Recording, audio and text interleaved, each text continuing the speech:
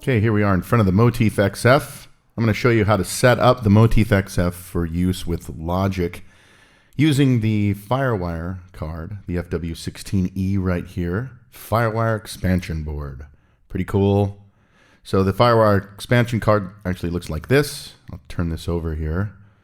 There's your two Firewire ports, one for connection to the computer, the other one is a through, and it fits right in the back of the Motif, right back there. Pretty cool thing. Midi audio remote control.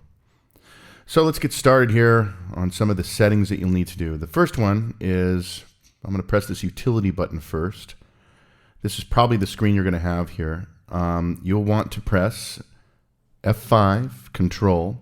It's kind of hard to see with my camera here, but that says Cubase for DAW type. I'm going to go ahead and change that to Logic.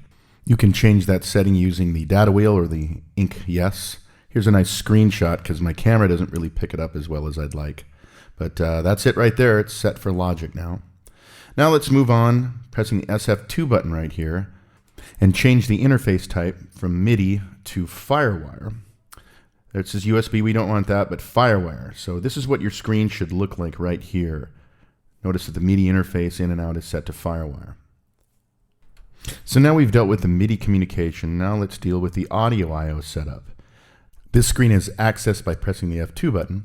You'll notice on the right you see all of the outputs for all the individual Firewire outputs. I've actually increased those by +6. This gives me a little bit more gain into the DAW when I record the individual outputs.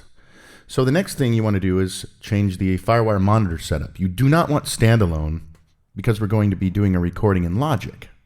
There are two other choices here. One of them is with PC, which I will change right now. I actually prefer to use the third one, which is with PC Direct Monitor. This allows me to directly monitor the output of the Motif XF and simultaneously allows me to hear what's coming back from Logic over Firewire. Now I'm in the song mode here, and I'm going to press the sequence setup button. And if you haven't already selected it, press F3. This is the sequencer setup quick setup page. And we're going to go ahead and select setup number 3. Now these setups actually change multiple settings, and when you use setup number 3, you'll notice that local control is turned off. Here's a screen capture of that. So if you're not connected to the computer and Logic isn't up and running, you won't be able to hear the keyboard when you play it from the actual keyboard itself. So press store and the utility sequence setup is stored and you're ready to record in Logic. Now let's go over there and check out settings in Logic.